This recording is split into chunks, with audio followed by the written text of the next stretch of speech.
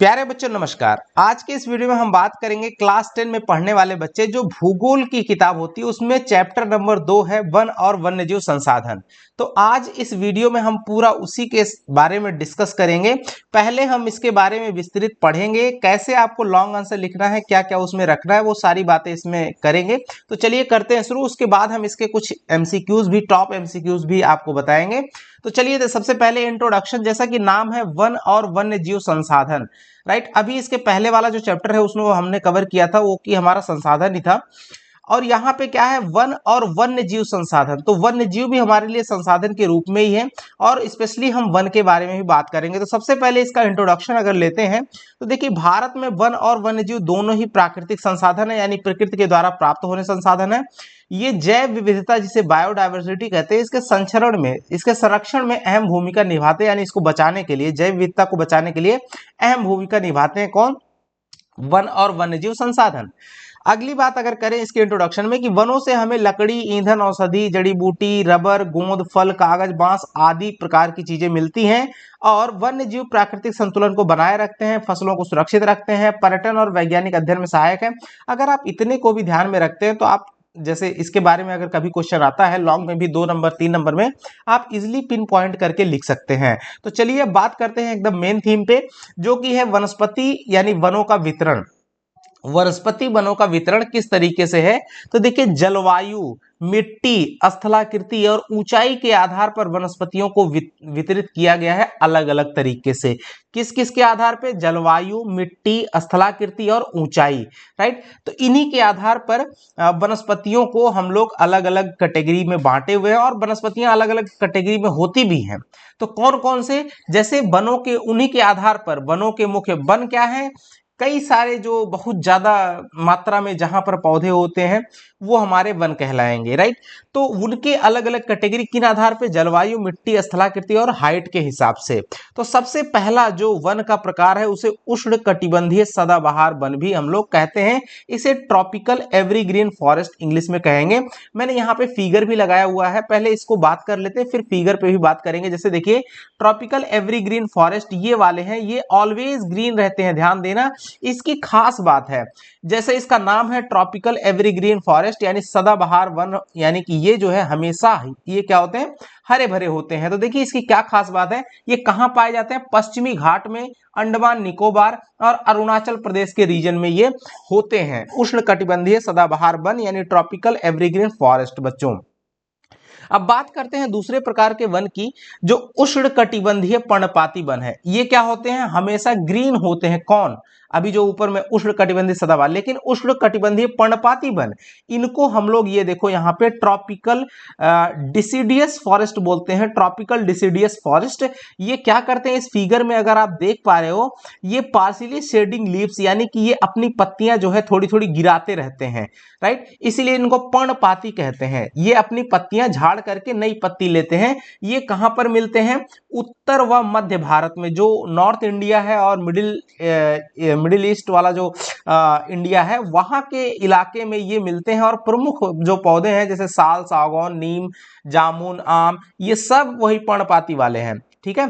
तो एग्जाम्पल देना, जो भी पत्ते झाड़ने वाले हैं वो सारे पौधे पर्णपाती में आते हैं। तो हमारे बच्चे बताएंगे आपके आसपास में कौन से प्रकार के वन ज्यादा मात्रा में मिलते हैं, यानी आप जिस लोकेशन में है वहां पर कौन से प्रकार का वन पाया जाता है। ये आपका क्वेश्चन है, कमेंट में जरूर करिएगा। फिलहाल तीसरा, कांटेदार झाड़ी एवं वन। तो कांटेदार इसका नाम ही है, इसमें कांटे होते हैं। इसमें एक्चुअली जो पत्तियां होती हैं वो पानी की बचत करने के लिए अपने आप को सिकोड़ के कांटों का रूप ले लेती हैं। जैसे ये कौन से इलाके में? राजस्थान, हरियाणा, पंजाब, गुजरात और दक्कन का जो पठार है उन सभी इलाकों में मिलते हैं। तो देखिए कांटेदार, इसको थ्रोनी सर्ब्स एंड फॉरेस्ट कहते हैं। ये वाला जो हिस्सा आपको दिख रहा है, इसमें कटीले वन एवं झाड़ियां ये सब आती हैं, जैसे डिजर्ट लाइक कैक्टस और एकेसिया, ये सब पौधे आते हैं। यानी कटीले, कांटे वाले जो पौधे हैं वो सब कहाँ आएंगे? कांटेदार झाड़ी और वन में आएंगे, जो कि राजस्थान, हरियाणा, ये सब जो है जहां पानी कम होता है वहां पर ये होते हैं। जहां पे पानी कम होता है, पहचान, पर्वतीय वन, ये पर्वतीय यानी कि जो पर्वतीय इलाका होता है, जैसे हिमालय क्षेत्र, ऊंचाई के अनुसार वनस्पति बदलती रहती है, उन्हें हम पर्वतीय वन कहते हैं। जैसे यहाँ पे माउंटेन फॉरेस्ट, ये देखिए फिगर लगा हुआ है, इसमें कौन कौन से, जैसे पाइन के पेड़ हो गए, देवदार के हो गए, ओक के हो गए, राइट, ये सब कहाँ होते हैं, हिली एरियाज पे होते हैं, पहाड़ी क्षेत्रों में होते हैं, इसलिए ये हमारे क्या कहलाते हैं, माउंटेन फॉरेस्ट कहलाते हैं। 5 नंबर का जो फॉरेस्ट है वो है सागरीय तटीय वन, जिसको हम लोग मैंग्रोव बोलते हैं। सागरीय तटीय वन, मैंग्रोव फॉरेस्ट, ये होते कहाँ हैं, जहां पर पानी की अधिकता होती है, और वो होती कहाँ पे है, जो सागर हैं उनके आसपास, महासागर, सागर इनके आसपास। ये एक्चुअली स्टिल्ट रूट्स इन वाटर कोस्टल, ये जो है इनके जो जड़ें होती हैं ये पानी में इस तरह से डूबी हुई रहती हैं, देखिए इस तरह से जैसे है, यानी जहां पर पानी भरा रहता है उस पानी में भी जो है ये जीवित रहने वाले जो पौधे हैं वहां पर। जैसे आपका जो सुंदरबन जो डेल्टा है वहां पे जो पौधे पाए जाते हैं वो कैसे हैं, मैंग्रोव वन के एग्जांपल है। अब जैसे यहाँ पे सुंदरबन है, अंडमान है, आंध्रा का तट है, ये सब रीजन पर हमारे मैंग्रोव वन पाए जाते हैं। अब मुझे ऐसी उम्मीद है कि मेरे बच्चों को जो है वनों के प्रकार में तो कोई कंफ्यूजन नहीं होगा, वो 100% एकदम क्लियर आप समझ गए होंगे। और मैंने यहाँ पे पिक्चर भी लगाई हुई है, पिक्चर को भी देख के बच्चों आप समझ सकते हो। मेनली 5 टाइप्स ऑफ जो है हमारे यहाँ वन पाए जाते हैं भारत में, जिसमें से हमारा क्या हो गया, ट्रॉपिकल एवरग्रीन फॉरेस्ट, जो कि हमेशा हरे भरे रहते हैं, खासियत इनकी है। और उसके बाद ट्रॉपिकल डिसिडियस फॉरेस्ट, यानी कि जो पर्णपाती वन इसको कहते हैं, ये क्या कहते हैं, अपनी पत्तियां झाड़ते हैं, पर्णपाती वन पत्तियां झाड़ते हैं। एवरग्रीन फॉरेस्ट मतलब ग्रीन का मतलब हरा होता है, यानी हमेशा हरे भरे रहते हैं। माउंटेन फॉरेस्ट यानी कि जो माउंटेन पहाड़ी इलाके पे होते हैं, जैसे इसमें पाइन हो गई, पाइन का पेड़ हो गया, देवदार हो गया, ओक हो गया, इन पेड़ों को नाम भी रखना, ये हिली एरियाज पे होते हैं इसलिए इन्हें माउंटेन फॉरेस्ट बोलते हैं। अच्छा, मैंग्रोव फॉरेस्ट क्या होते हैं, जहां पानी भरा रहता है वहां पे जो पेड़ बने रहते हैं उनको माउंटेन फॉरेस्ट कहते हैं। जैसे सबसे अच्छा एग्जांपल है सुंदरबन डेल्टा, राइट। और इनकी जो जड़ें होती हैं वो पानी में, ज्यादा मात्रा में पानी रहती है, कोस्टल रीजन में पाए जाते हैं। और थ्रोनी सर्ब्स, जो कटीले पेड़ होते हैं वो सब क्या है, थ्रोनी सर्ब्स है, जिसको हम लोग कटीले वन एवं झाड़ियां, ये लगभग जहां पानी कम होता है वहां पर ये होते हैं। आई होप कि बच्चों, मुझे उम्मीद है कि अब आपको समझ में आ गया होगा। चलिए आगे बढ़ते हैं, चूंकि हमारे पास कम भी समय रहता है, कम समय में आपको ज्यादा से ज्यादा देना है। अच्छा, महत्व तो क्या है, वनों का महत्व तो क्या है बच्चों, अगर आपको क्वेश्चन आता है कि वनों के महत्व पर प्रकाश डालिए, कुछ नहीं करना, सीधे पिन पॉइंट, अगर 5 नंबर का क्वेश्चन आता है सीधे लिखो। पर्यावरण संतुलन बनाए रखते हैं, ऑक्सीजन प्रदान करते हैं, मृदा संरक्षण एवं जल चक्र को बनाए रखते हैं, औद्योगिक व आर्थिक विकास का आधार होते हैं, और जलवायु पर प्रभाव डालते हैं। ये 5 की पॉइंट है बच्चों, ये की पॉइंट इन्हीं को लिख दीजिएगा, तब भी आपको 5 के 5 नंबर एकदम 100% मिलेंगे। क्योंकि आज का जो टाइम चल रहा है, वो जो टीचर्स हैं वो एक्चुअली आपके पिन पॉइंट्स आंसर को देखना चाहते हैं, वो ज्यादा जो है ताम झाम पसंद नहीं करते। तो एक बार फिर से रिपीट करते हैं, पर्यावरण संतुलन बनाते हैं, ऑक्सीजन प्रदान करते हैं, मृदा संरक्षण जल चक्र को बनाए रखते हैं, औद्योगिक और आर्थिक विकास के आधार है, जलवायु पर प्रभाव डालते हैं। कौन, ये है इंपॉर्टेंस ऑफ फॉरेस्ट, राइट। अब बात करते हैं वनों और वन्य जीवों के लिए जो खतरे हैं, क्या डेंजर्स हैं। तो देखिए, तेजी से जनसंख्या वृद्धि और शहरीकरण ये बहुत बड़ा मेजर खतरा है, किसके लिए, वनों और वन्यजीव संसाधन के लिए, राइट। और खेती के लिए वनों की जो कटाई हो रही है डेंजर है। खनन और बांध निर्माण के चलते जो है वनों का ह्रास हो रहा है, वन काटे जा रहे हैं। लकड़ी और ईंधन की डिमांड के चलते वन काटे जा रहे हैं, जिससे वनों और वन जीवों के लिए खतरा बना हुआ है। अवैध शिकार, जिसको पोचिंग कहते हैं, ध्यान देना बच्चों, अंग्रेजी में पोचिंग, हिंदी में भी पोचिंग लिख सकता है इस तरह से, पोचिंग, इसका मतलब क्या होता है, जो अवैध शिकार होता है जंगल में, उसे हम लोग पोचिंग कहते हैं। और क्या, औद्योगिकीकरण और अव्यवस्थित पर्यटन, पर्यटन जो है वो अगर अव्यवस्थित तरीके से, उसमें भी हमारे जो वनों का और वन्यजीवों का खतरा होता है। तो ये की पॉइंट्स हैं, इन सभी को आप, अगर आपका जैसा क्वेश्चन है उसी तरह से आप इनको सीधे सीधे आप पिन पॉइंट करके लिख सकते हो। ध्यान देना, आपको इसको अपने नोट्स में बना के चलना है।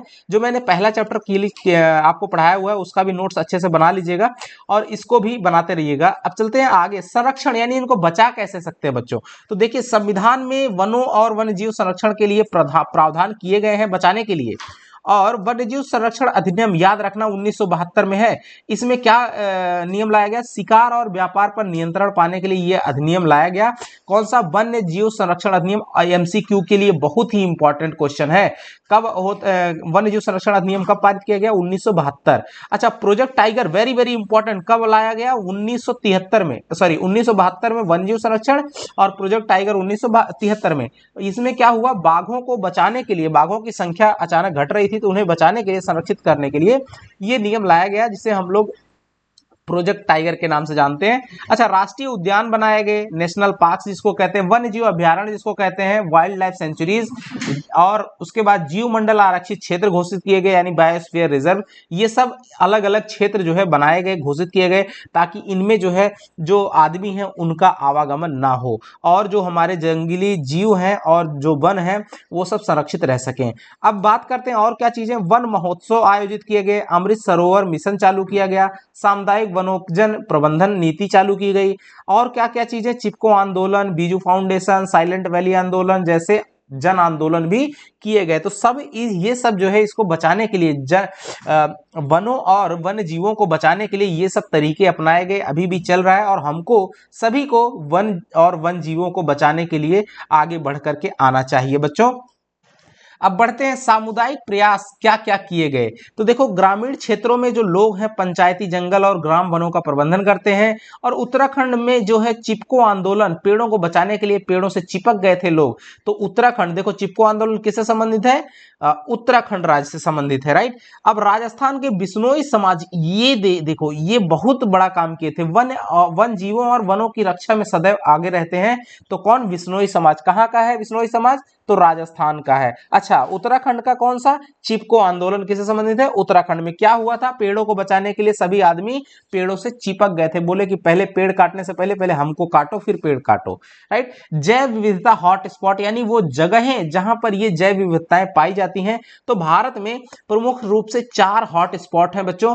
कौन कौन से? हिमालयी क्षेत्र, और भारत लिखा हुआ इंडो बर्मन यहाँ पे भारत बर्मा लिखना चाहिए था, इंडो बर्मा इलाका, यानी भारत और बर्मा का जो इलाका है वो वाला, और इंडो मलेशियन जिसे अंडमान निकोबार द्वीप कहते हैं, और इंडो मलय क्षेत्र यानी पश्चिमी घाट वाला जो रीजन है। ये 4 हॉट स्पॉट हैं जहां पर ये सारी जैव विविधताएं ज्यादा पाई जाती हैं। अब बात करते हैं कि निष्कर्ष क्या निकला इस चैप्टर को पढ़ने से। तो वन और वन्य जीव दोनों हमारी धरोहर हैं, हमें इसको सुरक्षित रखना बहुत जरूरी है बच्चों, ये हमारा पहला निष्कर्ष है। दूसरा कि यदि इनका संरक्षण ना हुआ तो भविष्य में प्राकृतिक आपदाएं और संसाधनों की कमी हो सकती है, ये बहुत बड़ी प्रॉब्लम है।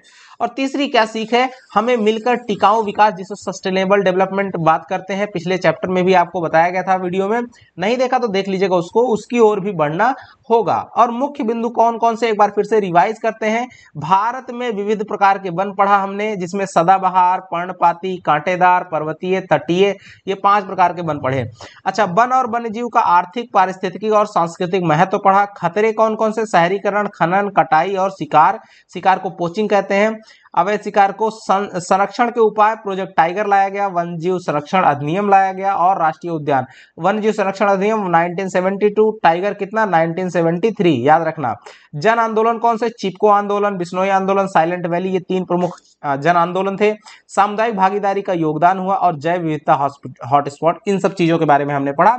अब बात करते हैं बच्चों आपके लिए इंपॉर्टेंट एमसीक्यूज की।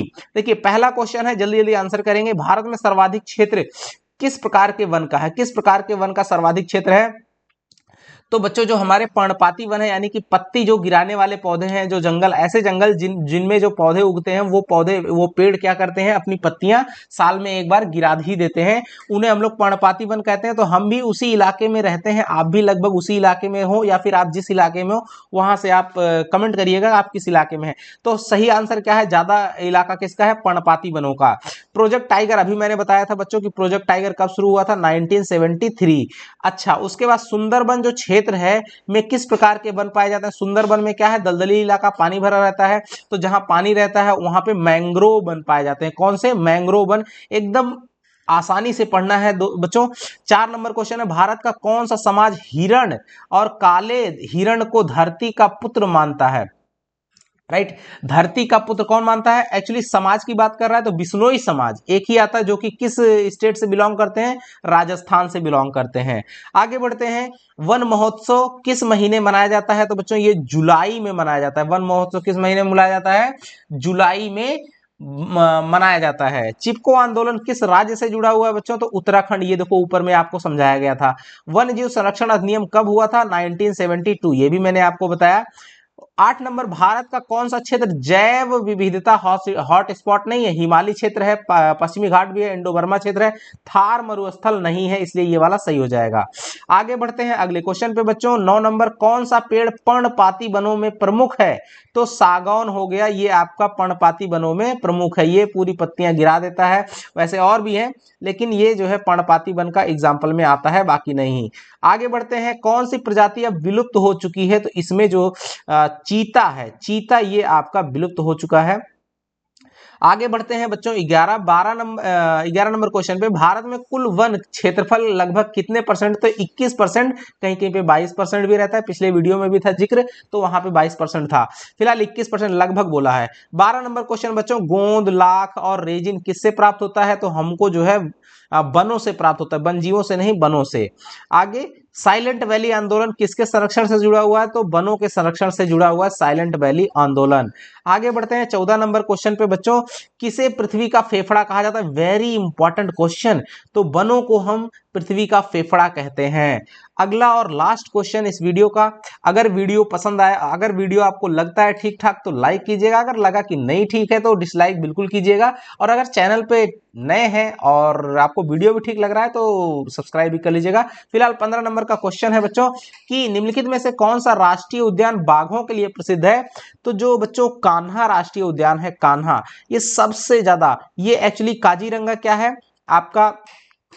काजीरंगा एक सिंग वाले गैंडे के लिए, गिर गुजरात में है जो कि शेरों के लिए है, एशियाई शेरों के लिए, और मन्नार की खाड़ी है ये, राइट। तो कान्हा ये जो है आपका टाइगर रिजर्व है। सबसे अच्छा ये सही आंसर हो जाएगा कान्हा। तो अब मिलेंगे अगले वीडियो में, और इस वीडियो को जरूर लाइक कीजिएगा, आपका एक लाइक मेरा मनोबल बढ़ाता है। ठीक है बच्चों, मिलेंगे अगले वीडियो में, तब तक के लिए नमस्कार, जय हिंद।